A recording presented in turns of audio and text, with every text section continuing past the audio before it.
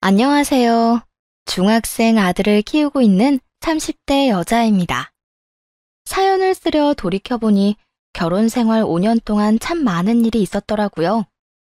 임신, 결혼, 육아, 그리고 이혼까지 말이죠. 처음 임신 사실을 안 건 21살 때였습니다. 그 당시 전 대학교 방학을 맞이해서 용돈벌이라도 할 겸 아르바이트를 하고 있었어요. 그곳에서 4살 많은 남편을 만나게 되었고, 남편의 적극적인 표현에 연애를 하게 되었고요. 그렇게 평범한 만남을 이어오던 어느 날 알게 되었죠. 임신을 했다는 사실을 말이에요. 임신 사실을 한 남편은 자신감에 찬 목소리로 이렇게 말하더군요.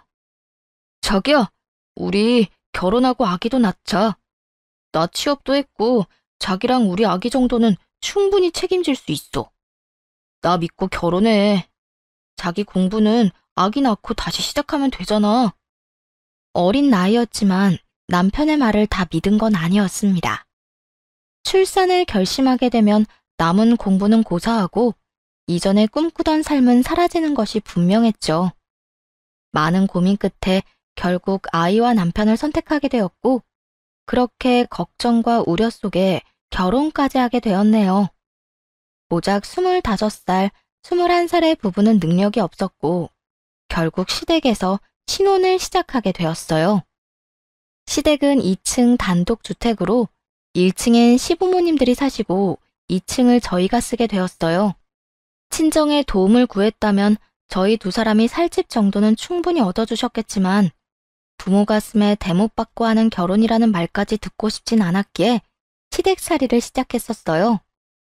그렇게 시작한 결혼 생활이자 시집살이가 순탄할 리가 없었죠. 너 밥 먹을 때 급한 볼일 있을 때 빼곤 방에서 나오지도 말거라. 내가 너 볼 때마다 우라가 치밀어.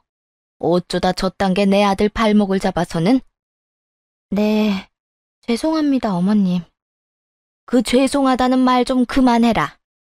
그 말도 지겨워 죽겠어. 죄송한 행동인 걸 알았으면 조심했어야지.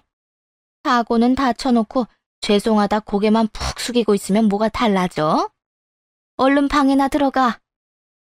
네, 아니, 조심할게요. 그땐 왜 그렇게 죄송하다는 말을 달고 살았는지 모르겠어요. 지금 생각하면 왜 저한테만 그러냐고 말대꾸 한 번은 할 법한데, 그땐 시모의 얼굴만 봐도 참 무섭고 눈치가 보였네요. 그래서 제 의사와는 상관없이 죄송하다는 말만 나오더군요. 그렇게 한 소리 듣고 방으로 들어오면 왜 그렇게 서러운지요? 두 사람이 사랑으로 가진 아이인데 왜 이 모든 질책은 나 혼자 받아야 하는지. 남편은 매일같이 저리도 깔끔한 모습으로 출근하는데 나는 이게 무슨 꼴인지 참 여러 가지가 다 서럽더라고요. 그래도 처음엔 남편이 잘 대해줬어요. 퇴근길에 제가 좋아하는 간식거리도 사오고 집에 일찍 들어오려고 노력도 하며 말이에요. 나왔어. 얼른 와서 이것 좀 먹어. 아침에 먹고 싶다고 했던 사거리집 순대랑 빵. 우와, 그렇지 않아도 하루 종일 눈앞에 아른거려서 혼났는데. 고마워. 잘 먹을게. 난 자기가 이렇게 잘 먹는 거 보면 너무 행복해.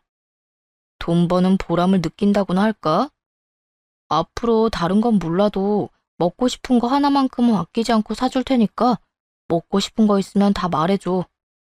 응, 알겠어. 오늘 하루 종일 이리저리 눈치를 보느라 힘들었는데 그 서러움이 한 번에 녹아내리는 기분이야. 오늘도 많이 혼났어? 엄마가 아직 화가 많이 나서 그렇지 조금만 더 지나면 괜찮아질 거야.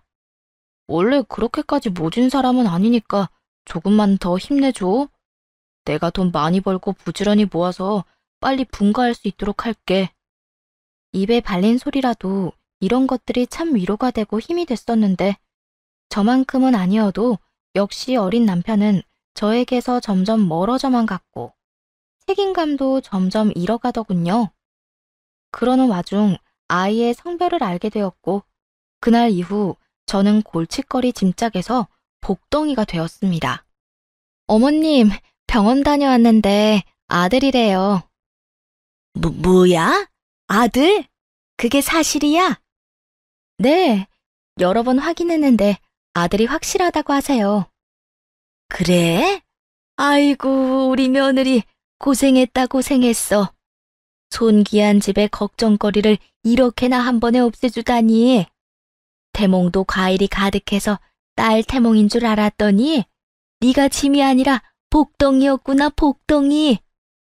듣기론 시부모가 아들 하나 낳기 위해 갖은 애를 썼다고 하던데 저는 빠르고 신속하게 대를 이을 아들을 가졌다고 하니 시댁에서 한순간에 신분 상승이 된 것이었죠. 이제 좀 제 생활도 편해지려나 며느리로서 최소한의 대우는 받고 살 수 있으려나 생각했는데 이어달리기 바통 터치를 하는 것처럼 이번엔 남편이 서운하게 굴기 시작했습니다. 아들? 난 딸이 더 좋은데. 애교 많은 딸 말이야. 아들 키워봤자 징그럽기만 하지. 얘가 무슨 말을 하는 거야? 아들, 집안 대를 이으려면 너처럼 듬직한 아들 하나는 있어야 해. 그러니까 이상한 소리 하지 말고 네 마누라 무사히 출산할 수 있게 네가 잘 보살펴줘. 나까지 더 할 필요가 있어? 이젠 내가 굳이 나서지 않아도 엄마가 알아서 잘 챙길 것 같은데 뭘. 난 이제 바깥일에 더 신경 쓸 테니 귀한 손자품은 귀한 며느리는 엄마가 신경 써주세요. 그냥 하는 말이 아니더라고요. 그날 이후 서서히 남편은 저에게 무심해지기 시작하더니 어느 날부턴 퇴근하고 돌아와선 잠만 자기 바빴으니까요. 남편 하나 믿고 제 인생과 제 꿈 모든 것을 포기하고 결혼까지 했는데 점점 남편에게 섭섭해지더군요. 하지만 남편이 시모처럼 구박을 하는 것도 아니었고 시모가 잘 대해주기 시작하니 시댁살이도 할만하더군요. 할만해졌다고 해서 이혼 생각을 전혀 하지 않았던 건 아니었어요. 더는 남편이 저를 사랑하지 않는다고 느껴질 때마다 이혼이란 생각이 불쑥불쑥 찾아왔고 시모가 말로 상처를 줄 때마다 이혼하고픈 마음이 굴뚝이었죠. 하지만 당시에 전 너무나도 어렸고 뱃속에 아이도 있었기에 이혼이란 결정을 도저히 내릴 수가 없었습니다. 이렇게 쉽게 이혼하고 도망칠 거였다면 애초에 아기를 낳는다는 결정도 하지 않았을 거라고 이딴 결혼도 하지 않았어야 했다며 스스로 타일렀네요. 그렇게 무사히 출산을 했고 반응은 제 예상과 별반 다르지 않더라고요. 시댁 어른들은 아빠를 쏙 빼닮았다며 기뻐하고 남편은 그냥저냥 미지근한 반응 말이에요. 어머나, 어떻게 된 신생아가 이렇게 이목구비가 뚜렷하니? 아, 그래요? 뚜렷한 편인가요? 그래, 꼭 우리 아들 갓 태어났을 때 모습을 보는 것 같구나. 아주 판으로 찍어 놓은 것 같아. 우리 장손 잘생기기도 했지. 아들, 어때? 아빠 된 기분이? 그냥 뭐, 아직은 별 느낌이 없지. 엄청 작다. 이 정도? 어이구, 하긴, 네 아빠도 처음엔 실감 못하다가 네가 점점 크니까 널 엄청 예뻐라 하셨었어. 자주 보고 자주 안아줘. 우리 귀한 장손. 사람에 따라서 남자들의 부성에는 뒤늦게 발휘되는 경우도 있다고 저도 들은 적 있습니다. 그런데요, 남편은 해도 해도 너무하더라고요. 제가 낳자고 사정사정해서 낳은 자식도 아니고 애초에 자기가 책임지겠다며 더 많이 사랑하겠다고 했던 사람이 저리도 변해버리니 말이에요. 때마침 시모는 집에 다녀오겠다며 자리를 비웠고 그간 쌓였던 말들을 쏟아냈어요. 당신 진짜 적당히 좀 해? 내가 섭섭할 거란 생각은 전혀 못하는 거야? 내가 뭘 어쨌다고. 내가 뭘 어째? 요즘 나한테 찬바람 쌩쌩 부는 거 나 다 느끼고 있어. 지금도 봐. 수고했다. 아프진 않았냐라는 말까진 바라지도 않아. 우리 아들 얼굴 한번 제대로 보지도 않잖아. 이러려고 결혼하자고 책임진다고 그랬어? 아니, 난 그런 게 아니라 회사 생활이 워낙 피곤해서 그렇지. 내가 자기랑 우리 아기 얼마나 사랑하는데. 아, 그런 사람이 요즘 내 얼굴만 보면 시선 돌리기 바빴어? 자기가 그렇게 느꼈다고 하면 내가 미안해. 사과할게. 그런데 나 아직 자기 많이 사랑하고 우리 아들도 사랑해. 설마 내 자식인데 싫기야 하겠어? 정말 진짜로 너무 피곤해서 그런 거니까 그런 오해는 하지 말아줘. 섭섭한 마음도 풀고 말이야. 남편은 오해라고 앞으로 잘하겠다고 하며 마음을 풀어주었지만 그건 역시 말뿐이었습니다. 이때까지만 해도 저런 말을 들으면 기대라도 했는데 살다 보니 점점 그런 기대는 사라지더라고요. 그나마 다행스러운 건 남편이 외도 같은 추악한 짓은 하지 않는다는 것이었죠.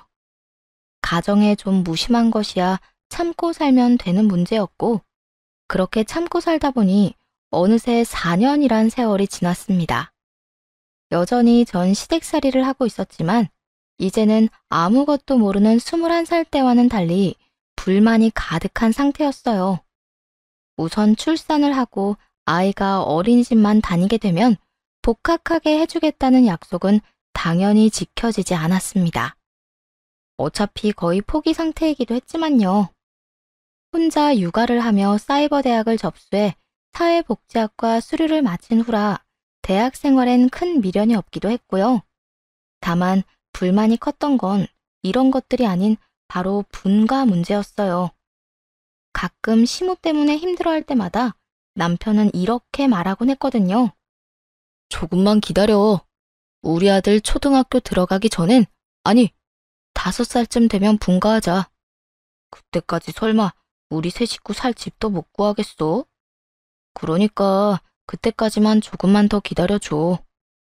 이런 말을 했는데 약속했던 5살이 다가와도 아예 말조차 꺼내지 않더군요. 어쩌다 제가 먼저 이야기를 꺼내는 날엔 이 핑계 저 핑계를 대며 짜증을 내기 바쁘더라고요. 여보, 우리 분가 문제는 생각해보고 있는 거야? 그럼 생각도 하고 알아보고 있긴 한데 집값도 많이 오르고 해서 여의치가 않네. 내가 계속 말했잖아. 꼭 자가 아니어도 되고 꼭 넓은 집이 아니어도 된다고 말이야. 원룸, 투룸이어도 아무 상관없다니까. 그냥 단 하루라도 우리 식구끼리 살고 싶다고. 또 세상 물정 모르는 소리 하네. 원룸, 투룸 얻는 데는 그냥 월세만 내면 되는 줄 알아? 보증금은 당신 보증금 있어? 당신 취업하고 일한 게 몇 년인데 그 보증금도 없어? 이때껏 번 돈으로 뭘 했길래 원룸 보증금도 없단 말이야. 뭘 하기는 부모님 용돈 드리고 생활비 드리고 하면 뭐 남는 거나 있는 줄 알아? 직장 생활 5년 동안 돈 몇백이 수중에 없다니 기가 막힐 노릇이었죠. 그냥 나도 일자리 알아볼게. 이대로는 이 집에서 한평생 살아도 못 벗어나겠어. 뭐? 당신은 집에서 애나 키우고 부모님 모셔야지. 취업은 무슨 취업이야. 헛소리 하지 말고 집안일이나 잘해. 이것도 안 되고 저것도 안 되면 도대체 우리 분가는 언제 한다는 말인데. 일단 좀 더 기다려. 이때껏 잘 기다려놓고 이제 와서 왜 이렇게 닭다리야, 닭다리. 그렇지 않아도 피곤한데 당신까지 보태지 좀 마. 이미 4년이나 살았고 그때쯤엔 저도 할 말은 하고 살았던 터라 참지 못할 정도의 생활은 아니었어요. 참으려면 충분히 참을 수 있었죠. 그런데 문제는 아들이었습니다. 시모는 어린 아들에게 과한 교육을 요구했는데 4~5살밖에 되지 않은 어린이에게 초등학교 때나 배우는 공부를 강요하며 못한다고 화를 내더라고요. 넌 도대체가 이것도 모르면 어떻게 하자는 거야? 곱셈까지 바란 것도 아니고 고작 덧셈과 뺄셈이야. 이것도 못하면 어쩌자는 거야? 영어 단어도 그래. 이 정도는 기본적으로 외워야 할 거 아니야? 어머님, 5살짜리 애가 그런 걸 어떻게 알아요? 이제 그만 혼내세요. 그렇게 윽박 지르고 강요하는 게 더 안 좋다고요. 네가 뭘 안다고 훈수질이야, 훈수질이. 내가 다 알아보고 이러는 거야. 똑똑한 애들은 이미 이런 건 다 끝냈다고 하는데 얘는 누굴 닮아서 이렇게 모자란 거야? 어머님, 저는 우리 아들 그렇게까지 과하게 공부시킬 생각도 없고 지금부터 그런 공부가 필요하다고 생각하지도 않아요. 그러니까 지금 네 말은 네 아들이니까 네 마음대로 키우겠다. 이 말이니?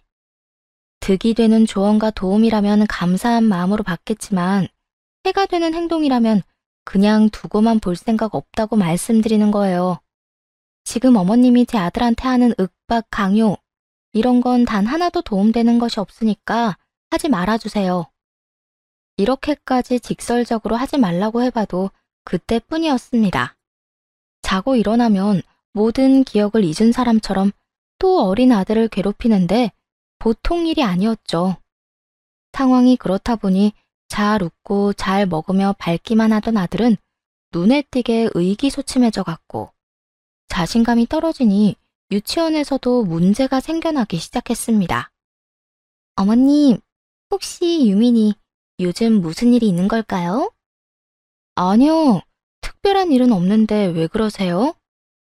아니, 그게 유민이가 요즘 친구들이랑 잘 어울리지를 못해요. 눈치도 지나치게 보고 친구들이 가까이 다가가도 피하기만 하고요. 저희 유민이가요? 상담할 때는 잘 어울린다고 하셔서 그런 줄만 알고 있었는데요. 학기 초엔 친구랑도 잘 어울리고 항상 밝은 유민이었는데 어느 순간부터 눈치를 많이 보고 큰 소리에 놀라기도 하고 그렇더라고요. 혹시나 무슨 일이 있으신가 싶어서 연락드려봤어요. 심리적으로 불안한 상태가 확실했습니다. 저는 제가 아들을 감싸고 보호한다고 해서 해결될 문제가 아니란 생각이 들더라고요. 그래서 남편을 앉혀놓고 진지하게 이야기를 꺼냈어요. 여보, 아무래도 우리 분가 서둘러야 할 것 같아. 뭐? 당분간은 기다리라고 했잖아. 상황이 여의치 않다고. 상황 괜찮아질 때까지 기다리다가 우리 아들 유민이 큰일이 날 것 같아서 그래. 뭐? 유민이가 왜? 유치원에서 연락이 왔어. 유민이가 친구들이랑도 잘 못 어울리고 눈치도 많이 보고 어두워졌다고. 갑자기 왜 그러는 거야? 아니, 근데 유민이가 이상해진 거랑 분가랑 무슨 상관인데? 그 밝던 애가 갑자기 왜 그러겠어? 어머님 때문이잖아. 5살짜리 애한테 덧셈 뺄셈 못한다고 구박하고 영어 단어 못 외운다고 화까지 내신다고. 그거야 엄마가 하나라도 더 알려주고 싶어서 그런 거지. 별것도 아닌 걸로 유난 좀 떨지 마라. 유난? 유난이 아니라 선생님한테 연락이 왔다니까. 자존감을 키워주고 많이 공감해줘야 할 시기에 그렇게 구박만 하고 소리를 지르는데 애가 이상해지는 게 당연하잖아. 저는 아들이 힘들어할 생각을 하면 속이 타들어가고 마음이 쓰라리게 아픈데 남편은 그저 제가 분가를 위해 우기는 거라 생각하는 듯 하더군요. 분가하고 싶어서 별 연관을 다 지어서 억지 부리네. 억지? 지금 억지라고 했어? 당신은 눈이 없어? 우리 아들 집에서도 어머님 눈치 보느라 밥도 제대로 못 먹어. 그걸 보면서도 억지라고 하고 싶어? 당신 말이 다 맞는다고 치자. 우리 엄마가 극성 떨어서 애가 힘들어한다고 해도 당장 돈이 없는데 분가를 어떻게 하냐고. 어떻게 해서든 마련하면 되잖아. 정 안 되면 대출을 하든 어떻게 해서든 해결책을 마련할 생각을 해야지. 당신은 왜 덮어놓고 무조건 안 된다고만 하는 거야? 안 되니까 안 된다고 하지. 참 별나게도 군다. 애가 크다 보면 이런 일도 있고 저런 일도 있는 거지. 다른 문제도 아니고 우리 아들 문제야. 아무 일이 안 일어나면 다행이지만 저러다 애 발달에 무슨 문제라도 생기면 그때도 아 저러다 괜찮아지겠지 하고 안일하게 생각할 거야? 하는 수 없는 일이지 뭐. 하고 넘길 거냐고. 아 글쎄 돈이 없다니까 돈이. 없는 돈이 화내고 소리 지르면 나와? 그렇게 나가 살고 싶으면 당신이랑 당신 아들이나 나가서 살아. 말리는 사람 없으니까. 그 말 진심이야? 그래, 진심이야. 그러니까 나 좀 귀찮게 하지 말라고. 돈이 정말 없어서 없다는 것인지, 있는데도 없다고 하는 것인지는 중요하지 않더라고요. 저와 아들을 위해 남편은 어느 것 하나 변하려는 노력조차 하지 않는다는 것이 가장 크게 다가왔습니다. 남편은 나가려면 나가라면서 짜증스럽게 고함을 질렀고, 그 순간 시모가 방으로 들어오더군요. 문 밖에서 다 엿들은 모양이었죠. 그러고는 뭐라고 말할 틈도 없이 제 뺨에 손을 대더군요. 어디 힘들게 일하고 들어오는 남편을 잡아대는 거야? 네가 이딴 식으로 구니까 내 손자를 너한테 못 맡기는 게야. 남편 뒷바라지도 못하는 주제에 뭘 안다고 내 앞에서 매번 안 된다, 하지 말라 큰 소리야 큰 소리가. 이혼을 하게 되면 겪게 될 일들에 대한 걱정, 우려, 그리고 아들에 대한 걱정까지 여러 가지로 제 머릿속이 혼란스러웠는데 한 대 맞고 나니 정신이 맑아지더군요. 그리고 이혼에 대한 확신이 생겼죠. 우선 시모가 보는 앞에서 남편의 뺨을 있는 힘껏 올려붙이며 이렇게 말했습니다. 어른은 차마 때릴 수 없으니까 당신이 대신 맞아. 아무리 생각해도 내가 맞을 이유가 없어서 말이야. 남편은 남편대로 한 대 맞았다는 충격으로, 시모는 시모대로 자신이 보는 앞에서 아들이 당했다는 충격에 아무 말도 못하고 둘 다 저를 보고만 있더라고요. 그리곤 남편은 이내 정신을 차린 것인지 뺨을 매만지며 언성을 높이기 시작했죠. 당신 미쳤어? 이런 짓까지 하고 뒷감당 어떻게 하려고 그래? 뒷감당? 뒷감당을 내가 왜 해? 나 당신이랑 이혼할 건데. 뭐? 이혼? 지금 이혼이라고 했어? 그래, 이혼. 나보고 나가고 싶으면 내 아들 데리고 나가라며. 그게 이혼하자는 말이랑 뭐가 다른데? 나라고 네가 좋아서 이날이 때까지 같이 산 줄 알아? 나도 내 아들 생각해서 참고 산 거라고. 그래서 지금 이혼하고 나가겠다고? 당신이 나하고 이혼하면 제대로 먹고 살 수 있을 거라고 생각해? 당장 돈은 어떻게 벌 건데? 아르바이트해서 애를 키울 수 있을 거라 생각하는 건 아니지? 국어를 하는 한이 있어도 내 아들 바보 만드는 이 집에서 더는 안 살아. 당신도 마찬가지야. 내가 억지를 부린다고? 유난을 떤다고? 그게 할 말이야? 정작 억지 부리고 유난 떤 사람이 누군데? 이렇게 말하며 시모를 보자 시모 역시 그간 저에게 하고픈 말이 많았다는 듯 원망을 쏟아내더군요. 너 지금 나 들으라고 하는 말이니? 너는 어떻게 생각할지 몰라도 내 입장에선 억지나 유난이 아니라 당연히 해야만 하는 일이었다. 다른 애들은 다 그 정도는 한다는데 당연히 우리 손자도 그 정도는 해야지. 도대체 어느 집 애들이 그렇게 똑똑한지 전화라도 좀 걸어보세요. 그 애도 강제적으로 공부를 시켰는지 아니면 애 스스로가 원해서 한 공부인지라도 좀 물어보게요. 그게 친한 사이는 아니고 건너 건너 아는 집 손주가 그렇다고. 그러니까 지금 제대로 알지도 못하고 유민이를 그렇게 쥐잡듯 잡았단 말이에요? 사실인지 아닌지도 모르는 건너 건너 들은 이야기로요? 그게 뭐가 중요해? 그렇게 똑똑한 애가 있으니까 그런 이야기가 내 귀에도 들어왔을 거고, 우리 손주는 그보다 무식하고 멍청하다는 게 문제지. 제가 보기엔 제 아들이 문제가 아니라 어머님이 문제네요. 어디서 확실하지도 않은 이야기 듣고 와서 초등학생이나 대화 배우는 걸 알려주는데 애가 버텨내겠어요? 거기에다 매번 멍청하다, 무식하다, 고함이나 지르고요. 멍청한 걸 멍청하다고 하는 게 뭐가 문제라는 거야? 바보를 안 쳐다 놔도 그만큼 강조하고 그만큼 설명했으면 다 알아들었을 텐데. 애가 엄마를 닮아서 무식한 걸 누굴 탓을 하는 게야 지금? 당신도 봤지? 당신 엄마가 이런 분이셔. 더는 이런 집에서 내 아들 바보로 만들면서 살 생각도 없고, 당신 말대로 나는 내 아들 데리고 나갈 테니까 이혼해. 남편을 바라보며 이혼을 요구했고, 남편은 후련하다는 표정으로 저를 보며 이렇게 말했습니다. 그래, 하자 이혼. 나도 이런 생활 힘들고 지겨웠어. 어릴 때 저지른 실수 때문에 이 좋은 나이에 당신이랑 유민이한테 발목 잡혀 사는 인생이 나라고 즐거운 줄 알아? 제가 바보도 아니고 남편이 저런 생각을 한다는 건 알고 있었습니다. 그런데 저런 이야기를 남편에게 직접 들으니 꽃 같은 나이에 혼자 고생하며 산 세월이 떠오르며 화가 나더군요. 남편의 말이 끝나자마자 손을 올려 반대쪽 뺨을 올려붙였네요.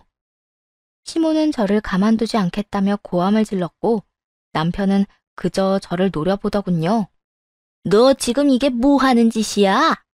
한 번도 아니고 두 번이나. 네가 제정신이야? 네, 제정신이에요. 진작 이랬어야 했는데 그간 제가 너무 미련스러웠죠. 생각 같아선 제가 어머님한테 당한 것만큼 되돌려주고 싶은데 그래봤자 화가 풀릴 것 같지도 않고 이 정도만 하고 그냥 이혼이나 하려고요. 이게 진짜? 시모는 다시 저에게 손을 올렸고 그 손을 잡아 뿌리치며 이렇게 말했습니다. 저한테 또 손대면 귀한 아들 뺨이 남아나지 않을 텐데 정말 괜찮겠어요? 아니, 이번엔 어머님 뺨에 제 손이 날아갈 수도 있는데 그것도 괜찮으면 하고 싶은 대로 다 하세요. 다 봤다시피 저도 이제 맞고만 있을 건 아니라서요. 아들 문제가 아니라면 시키는 일은 토달지 않고 하고 큰 소리 한 번 내지 않았던 제가 이런 반응을 보이니 시모 역시 놀란 눈치였죠. 남편의 반응도 별반 다르진 않았어요. 시모의 눈을 똑바로 보고 할 말을 다 하는 저를 토끼 눈을 뜨고 보고 있더라고요. 그런 남편을 똑바로 보며 마지막이란 마음으로 이렇게 말했습니다. 이럴 거면 그때 왜 결혼하자고 했냐고 원망이라도 하고 싶은데 그러기엔 나한테 내 아들이 너무 소중해서 그 말은 참아 못하겠다. 당신도 양심이 있다면 조용하고 빨리 이혼해줘. 양육권 가지고 지저분하게 굴지도 말고. 남편은 대답이 없었고 곧바로 짐을 싸 아들과 함께 친정으로 왔네요. 그렇게 시작된 이혼. 그나마 남편은 양육권이나 돈으론 치사하게 굴진 않더라고요. 그 덕에 비교적 간단하게 양육권도 위자료도 받고 이혼을 할 수 있었고요. 4년 동안 수도 없이 고민하고 또 고민한 이혼이었는데 6개월도 되지 않아 결론이 나고 이혼을 하게 되니 참 씁쓸하더라고요. 미련이 남아서가 아니라 저의 꽃다웠던 그 세월이 안타까워서요. 그래도 그 4년이란 시간이 후회스럽진 않았습니다. 저에겐 제 목숨보다 소중한 아들이 생겼으니까요. 그리고 든든한 버팀목이자 제가 살아야 할 이유인 부모님도 계셨고요. 그렇게 새로운 인생이 시작되었고 전 그 어느 때보다 열심히 살아야 했네요. 돈을 벌었어야 했으니까요. 전 남편이 주기로 한 양육비가 있었는데 고작 3번 주더니 양육비와 함께 연락도 끊어버렸거든요. 연락을 해서 돈 내놓으라고 닥달을 할까 싶기도 했지만 그러진 않았습니다. 괜히 양육비 핑계로 아들을 보겠다고 하는 것도 싫었으니까요. 아이의 아빠에게도 아들을 보여주는 것이 싫어 양육비 달란 말도 하지 않았는데 전 시모는 끈질기게 연락이 와 손자 타령을 하더라고요. 예, 아무리 너희가 이혼을 했다 해도 내 핏줄이고 내 손자다. 네가 뭔데 내 손자 얼굴도 안 보여주는 게야? 유민이가 할머니 이야기만 꺼내도 싫다고 난리를 부리는데 어쩌겠어요? 그러게 있을 때 잘하지. 이제 와서 핏줄 타령은? 거짓말 하지 마라. 내가 내 손자한테 어떻게 했는데 내 손자가 나를 보기 싫어할 리가 없잖아. 어떻게 하긴요. 하루가 멀다고 구박하고 쥐어받고 화내고 다 큰 어른도 그런 식으로 대하면 2번 다시 보기 싫다고 한다고요. 그러니까 그런 줄 알고 다신 연락하지 마세요. 혹시나 유민이가 보고 싶다고 하면 따로 연락할 테니까요. 집착이 대단한 시모는 하루가 멀다고 연락이 와 손자 타령을 했지만 전 절대 보여주지 않았습니다. 끝나지만 않을 것 같던 그 집착도 어느덧 서서히 줄어들고 한동안은 연락도 오지 않더라고요. 그리고 오랜만에 연락이와 한다는 말이 가관이었죠. 잘 지냈니? 네 아들은 잘 크고 있고? 네, 우려하시던 거와는 달리 아주 잘 크고 있어요. 그런데 무슨 일이세요? 한동안 연락 없으시더니. 아, 미리 말하는데 네 아들 보여달라고 연락한 거 아니니까 걱정하지 마라. 다름이 아니라 내 아들 재혼 소식 전해주려고 전화했다. 혹시나 네가 뭣도 모르고 연락해서 구질구질하게 굴까 봐. 이혼하고 양육비가 안 들어와도 단 한 번도 연락한 적이 없는데 저딴 말을 하니 기가 막히더군요. 모르긴 몰라도 전 시모의 성향상 자랑을 하려고 연락한 것이 분명했죠. 그럴 일 없으니까 할 말 다 끝났으면 끊으세요. 길게 통하고 싶지도 않으니까. 예, 잠시만. 넌 네 전 남편이 어떤 사람이랑 결혼하는지 궁금하지도 않니? 같은 회사 다니는 여자인데 임신했다고 하더구나. 너와는 달리 대학도 졸업했고 똑똑한 여자이니 그 뱃속에서 태어날 내 귀한 손주가 얼마나 똑똑하겠어? 그거 참 잘 됐네요. 앞으로는 내 아들한텐 신경 끄고 새로운 손주나 신경 쓰면서 잘 살아보세요. 그렇지 않아도 그렇게 할 거다. 네 아들보단 쓸만할 건 분명하고 영재라도 태어나는 건 아닌지 모르겠구나. 그건 내가 알 바가 아니고요. 이 말은 할 수 있을 것 같네요. 부디 그 애는 바보로 만들지 말고 잘 키우세요. 너 내가 누누이 말했지? 그건 내 잘못이 아니라 네 아들이 멍청한 거라고. 그거야 두고 보면 알겠죠. 그렇게 전화를 끊었고 그 후론 그 사람들을 잊고 살았습니다. 따로 연락이 오지 않기도 했고요. 그 후로 벌써 5년이 흘렀네요. 저는 아동 발달센터에서 일하고 있어요. 사이버 대학이지만 관련 학과를 수료하기도 했고 아이 때문에 그 후로도 꾸준히 공부하고 일을 해서 업계에선 꽤 대접을 받고 있었죠. 안정된 생활만큼 아들과 보내는 시간도 많았고 제 생애 가장 행복한 시간이라는 생각이 들 정도로 만족스러운 나날들이었네요. 하루하루 바쁘게 지내고 있는데 일하는 센터로 낯익은 사람들이 들어오더라고요. 네, 그건 바로 전 시모와 전 남편이었습니다.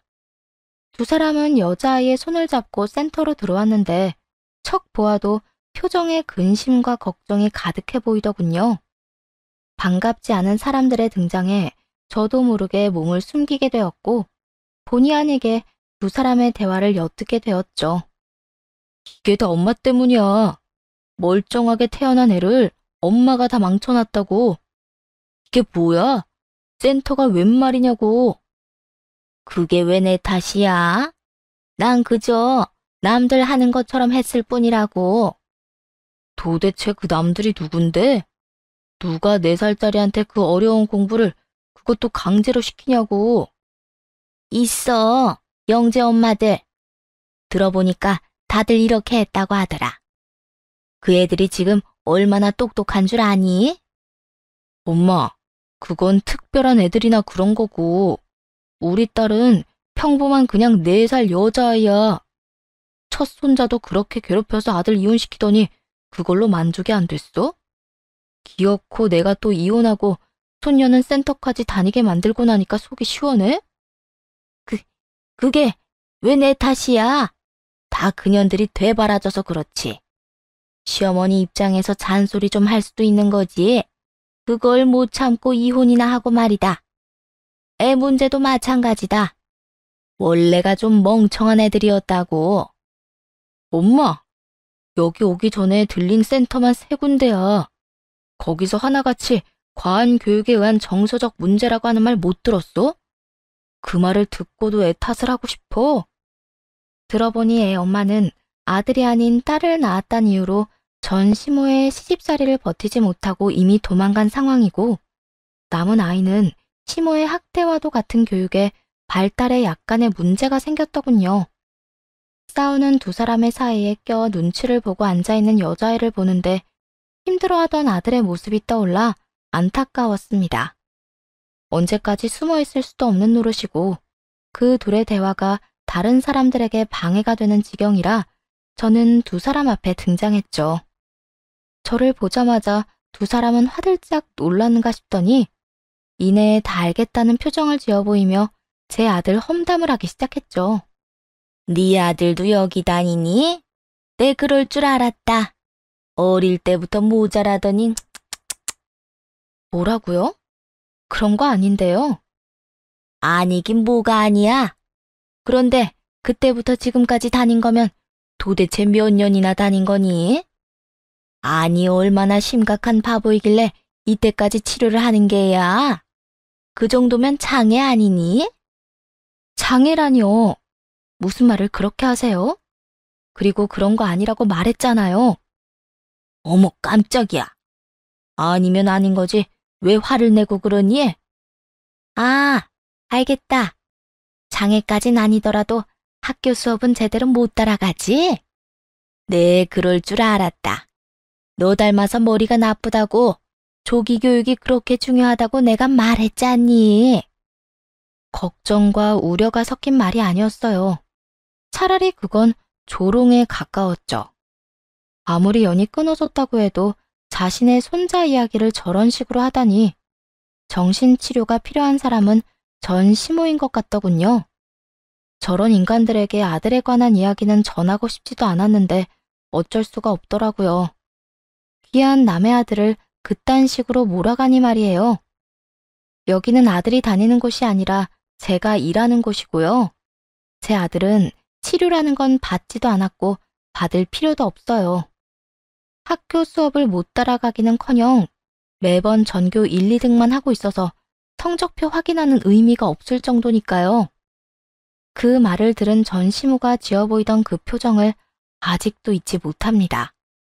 처음엔 화들짝 놀란 표정에서 그럴 리가 없다며 의심하는 눈초리를 거쳐 후회 가득한 얼굴까지 표정 변화가 참 드라마틱하게 이어지더군요. 네, 그럴 리가 없어. 그땐 말도 제대로 못 알아먹고 무슨 말만 하면 울던 그 멍청한 애가 그렇게 똑똑해졌을 리가 없잖아. 원래 똑똑하던 애였어요. 그런 애를 아줌마가 다 망쳐놓고 있었고요. 정서적으로 그렇게나 불안한데 교육은 무슨? 그건 애를 망치는 지름길이었다고요. 얘가 지금 생사람 잡네. 내가 망쳤다는 증거 있어? 증거라도 있냐고. 여기 있잖아요, 여기. 아줌마의 새로운 손녀. 들어보니 이 아이도 제 아들하고 비슷한 증상이 보이던데 보나마나 아줌마가 애를 못 살게 괴롭혔겠죠. 더는 전시모도 우기지 못하더라고요. 지나치게 비슷한 증상을 보이는 두 아이와 전 시모의 품을 벗어났을 뿐인데 시모가 바라던 모습으로 크고 있는 아들. 그 모든 것이 제 말이 옳았다는 것을 증명하고 있었으니까요. 온 김에 상담을 받든 뭘 하든 당신이 알아서 할 문제인데 정말 딸을 걱정하는 거라면 당신 엄마부터 떼어놓는 게 좋을 거야. 사정상 떼어놓는 게 안 되는 상황이면 적어도 그 말도 안 되는 교육관을 집어치우게 하든지. 그러니까 애들이 이렇게 된 게 다 엄마 때문이라는 말이야? 보고도 모르겠어? 이대로 두고 방관하면 아마 크게 후회할 일 생길 테니까 그렇게 되기 전에 애한테 신경 좀 쓰고 살아. 당신 엄마가 하나 남은 딸 발달도 다 망쳐놓기 전에. 전 남편은 안쓰러운 눈빛으로 여자아이를 한 번, 그리고 원망스러운 눈빛으로 전 시모를 한 번 보더라고요. 전 남편의 눈초리가 따가웠던 전 시모는 만만하게 생각하던 저를 향해 괜히 화를 내기 시작했습니다. 너 뚫린 입이라고 아까부터 막말하는데 내가 뭘 어쨌다고 애들이 그렇게 된 게 다 내 탓이라고 하는 게야. 타고나기를 모자라게 태어난 애들 어떻게 해서든 정상적으로 살게 하려고 공부 좀 시킨 것뿐이라고. 아줌마가 의사라도 돼요? 아니면 선생님이라도 되나요? 아무것도 아닌 그냥 나이 먹은 할머니일 뿐이면서 도대체 뭘 한다고 애들에 대해서 판단하고 지적하고 가르치려고 드세요? 그것도 고작 4, 5살 된 애들을. 뭐야? 아무것도 아닌 할머니?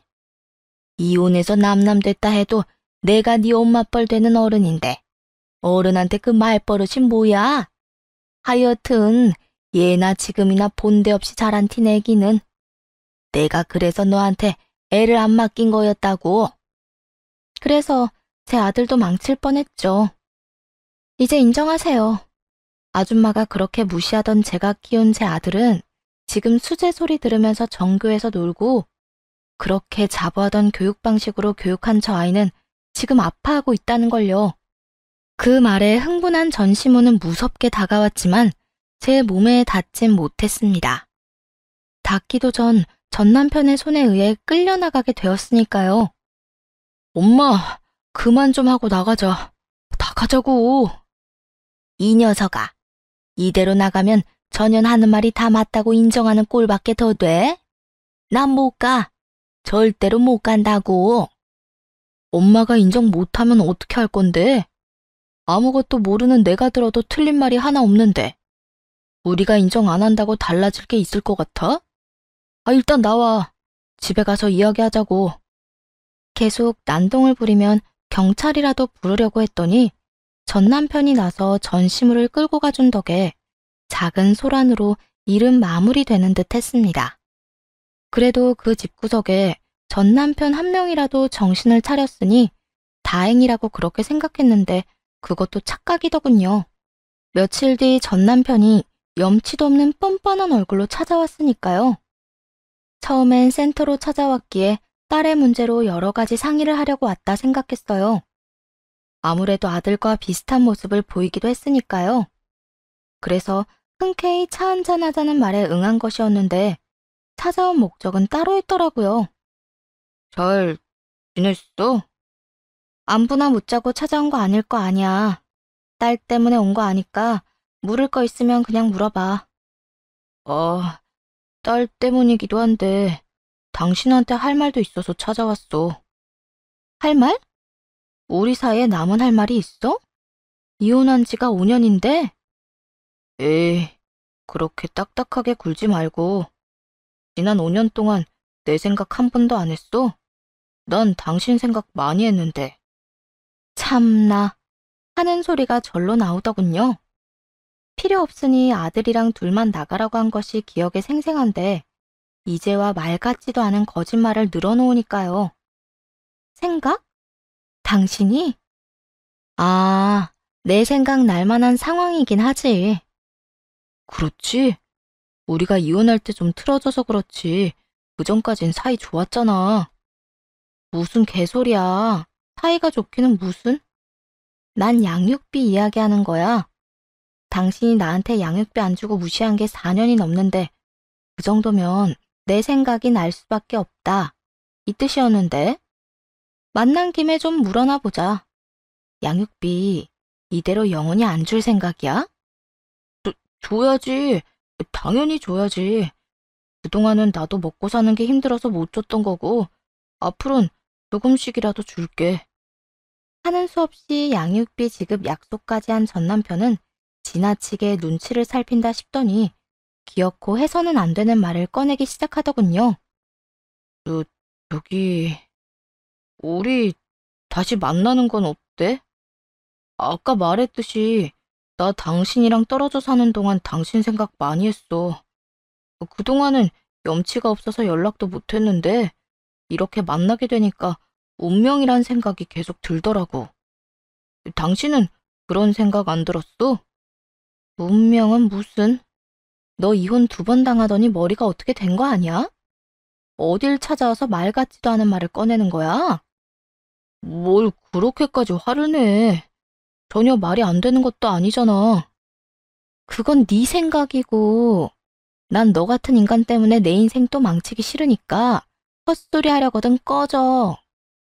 이런 반응을 전혀 생각하지 못했는지 멍청한 전 남편은 당황한 듯 머리를 벅벅 긁어대더라고요. 그러더니 큰 결심을 한 듯 제 발 아래 무릎을 꿇고 밀기 시작했습니다. 그러지 말고 다시 한번 생각해봐. 유민이도 이제 아빠 필요할 나이일 거고 내 딸도 엄마가 필요해. 물론 나도 당신이 필요하고 말이야. 뭐? 그러니까 너도 차고 나보고 그 지옥에 다시 들어와라. 이 말이네? 과거에 내가 당신하고 유민한테 무심했던 거 인정해. 그땐 나도 어렸고 당신에 대한 소중함도 몰랐었어. 그런데 지금은 아니야. 내가 당신을 얼마나 사랑했었는지 다 깨달았다고. 제 다리에 매달려 나오지도 않는 눈물을 짜내며 반성하는 척 사랑을 입에 올리는 전 남편의 모습에 온몸에 두드러기가 올라오는 기분이었죠. 곧바로 걷어차듯이 전 남편의 손길을 뿌리쳤고 아무 감정도 없는 표정으로 내려다보며 이렇게 말했습니다. 그래서? 그게 나랑 무슨 상관인데? 네가 반성했든 네 딸이 엄마가 필요하든 그런 건 나랑 아무 상관도 없어. 나랑 내 아들은 너 따위 인간 필요도 없을 뿐더러 생각도 하지 않고 살고 있으니까 다신 찾아올 생각하지도 마. 그 후 전 남편이 찾아와서 귀찮게 하는 일은 없었고 조금이라도 준다던 양육비 역시 들어오진 않았죠. 가끔 딸을 핑계로 연락이 오긴 했지만 그런 연락조차 받고 싶지 않아 차단을 해버렸네요. 그 후 저는 여전히 꿈을 꾸며 열심히 지내고 있습니다. 요즘 제 꿈은 바로 센터를 여는 것인데요. 아직 배워야 할 것이 많은 것 같아 틈틈이 공부도 하며 지내고 있어요. 아들은 어느새 중학생이 되었어요. 여전히 공부는 스스로 잘하고 있고 교육에 관해선 간섭하지 않고 있습니다.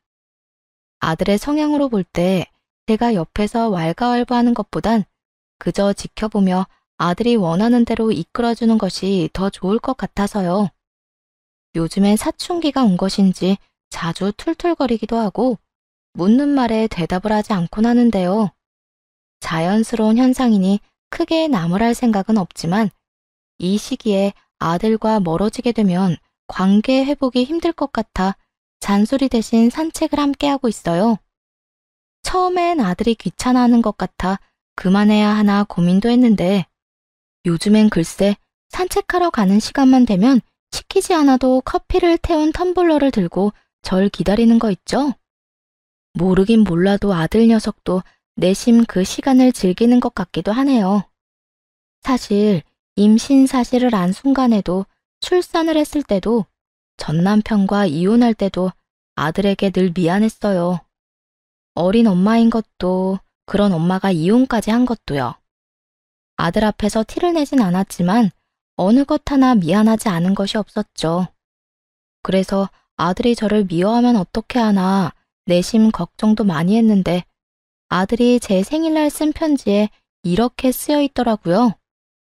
엄마가 내 엄마라서 나는 행복해. 늘 나한테 미안해하는 거 알고 있는데 그러지 않았으면 해. 난 날 포기하지 않고 낳아주고 키워준 엄마를 누구보다 존경하고 사랑하니까. 늘 내가 하려는 대로 이끌어주고 내가 원하는 길로 나아갈 수 있게 밀어줘서 고마워.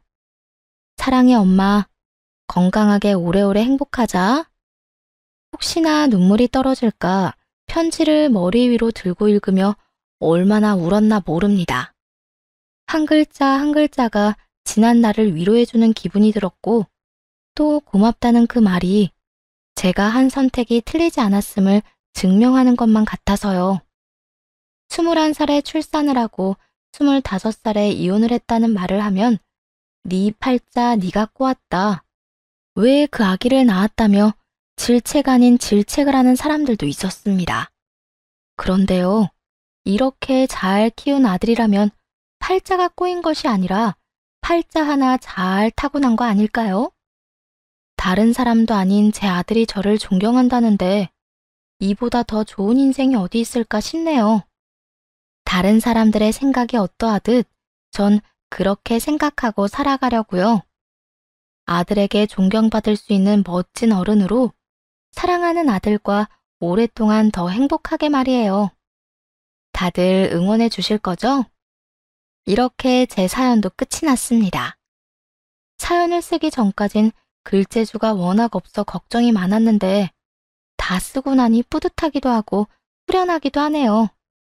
긴 이야기였을 텐데 끝까지 들어주셔서 너무나도 감사하다는 말을 전하며 이만 물러가 볼게요. 행복 가득한 하루 보내세요.